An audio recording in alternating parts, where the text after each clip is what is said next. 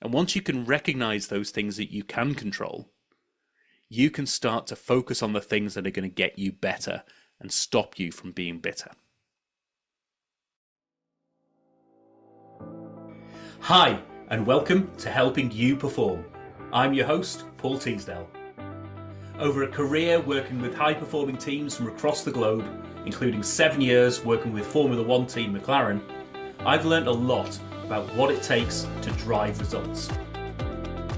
In this weekly podcast series, I'm going to be bringing you tips, tricks, and insights from the world of Formula One that you can apply for your organisation for your own high performance.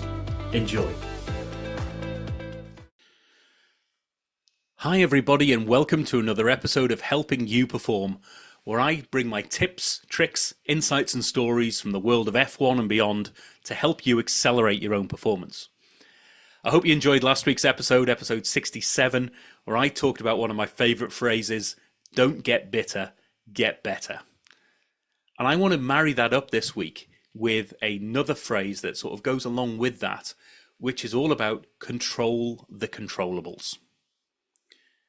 So if you've had a listen to last week's episode, you'll have heard the story that, whilst I was living and working in New Zealand, the role that I was undergoing at the time, the company I was working with, went through a restructure.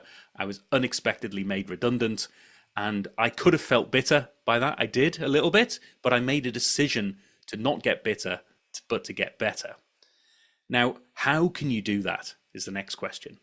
What are the things that you can do to move yourself away from feeling bitter and to move on that track for getting better? And one of the key things I find is to recognize that you can only control the controllables. And what I mean by that is to identify and recognize the things that you can actually have an impact on. And similarly, really valuable exercise in identifying and noting down the things that you don't have any influence on. So in that circumstance, I talked about, my role was made redundant. I was feeling bitter. I wanted to get better. One of the first exercises I did is I got some Post-it notes. I got some pink ones for things I couldn't control and some green ones for things that I could control, and literally just put these up on the wall, just by myself in the office. It's just like, right, this is what's what. And examples of what I couldn't control was the decision itself. The decision had been made and I couldn't control the fact that that decision had been made. I couldn't control how I'd been perceived in the past. I couldn't control, where this was going to go for the business, because that was above and beyond my sort of scope of control, shall we say. But what I could control are things like how I want to be perceived going forward and going through this process. I could control what roles I applied for. I could control what types of organizations or where I took my career from now.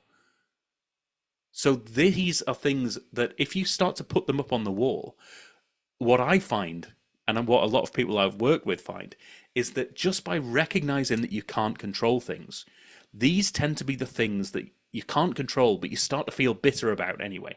And you have negative energy that is useless because it doesn't get you anywhere because you can't control it.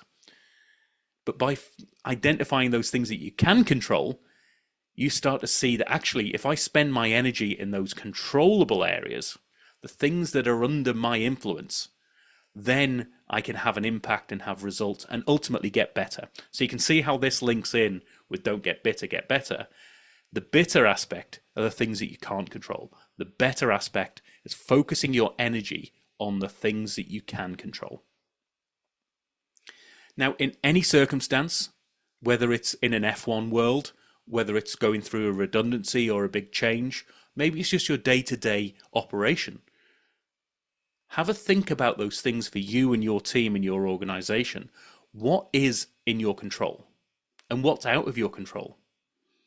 So quite often bigger examples of what's out of your control, things like the macroeconomic situation, geopolitical wars and things like that. You can't control that generally, depending on what type of industry you're in. But those sorts of things, the economy, the price of petrol, things like that, you're not going to have any direct influence on. But what you can control is how your team reacts to that, how prepared you are, how you're set up to react to change when it does inevitably happen. How you choose to communicate that change, that's under your control. And once you can recognize those things that you can control, you can start to focus on the things that are going to get you better and stop you from being bitter. So as always, I'd love to hear your examples as to how you're applying this. Maybe sort of fire me through some other sayings that are hitting true to you and sort of add value to you in your world, in your personal life, in your career development, in your team and your organization's performance.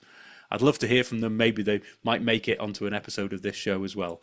But in the meantime, do drop me a line. Go to paulteasdale.co.uk. Drop me a line. Let's find out what are those things that are in your control and out of your control, and what are you doing to focus not on getting bitter, but getting better. And I'll see you in the next episode. Thank you for listening to this episode of the Helping You Perform podcast. If you found value in this episode, please take a moment to like, share, or review the podcast. You can reach out to me at any time, either through LinkedIn or through my website at www.paulteasdale.co.uk. I look forward to speaking to you in the next episode.